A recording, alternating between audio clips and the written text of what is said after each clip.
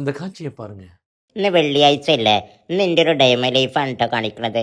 രാവിലെ നേരം വെളുത്തൊക്കെ തന്നെ നീച്ചു, പല്ല് തേച്ചു, ഇനി ഇതാ ഒന്നുണ്ടാക്കുകയാണ് കേട്ടോ. ഒന്നുണ്ടാക്കിയിട്ട് സുബി നിസ്കരിച്ചു. സുബി നിസ്കരിച്ച് കഴിഞ്ഞതിന് ശേഷമേ ഞാൻ ഖുർആൻ ഓതിട്ട 3 യാസീൻ ഓതി. പിന്നെ വെറും വയറ്റിൽ കുറച്ച് വെള്ളം കുടിച്ചു. പിന്നെ ഞാൻ കുളിക്കാൻ പോയിട്ടോ.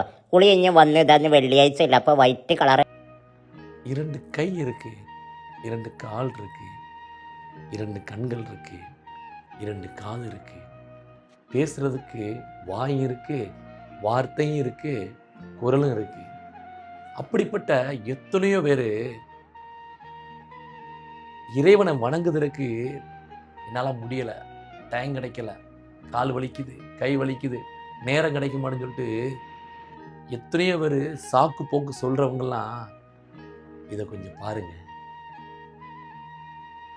தன்னால் முடியலைங்க, எந்திரிச்சு நடக்க முடியாது, உட்கார முடியாது. ஆனால் அப்படி இருந்து இறைவனை வணங்குவதற்கு எவ்வளவு ஆர்வத்துடன் கிளம்புறான்னு பார்த்தீங்களாங்க. இதுதாங்க இறை அச்சம். இப்படிப்பட்டவர்களை இறைவன் சொர்க்கத்தில் வந்து அவர்கள் அழகுபடுத்துவாங்க.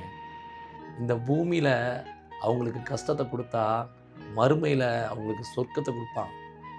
ஆனால் எத்தனையோ பேருக்கு பணத்தையும் பொருளையும் கைகாலையும் நல்ல காலு கையிலையும் சுகத்தையும் கொடுத்துட்டு இறைவனை வணங்காமல் சாக்கு போக்கு சொல்கிறவங்களெல்லாம் உங்களையெல்லாம் மறுமையில் வச்சு செய்வான்.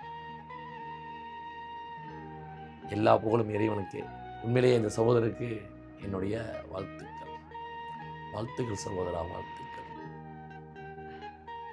இவருக்காக நீங்க பிரார்த்தனை பண்ணுங்க. உங்களை வாழ்த்துவது சகுவர் வாய்ஸ் தான்.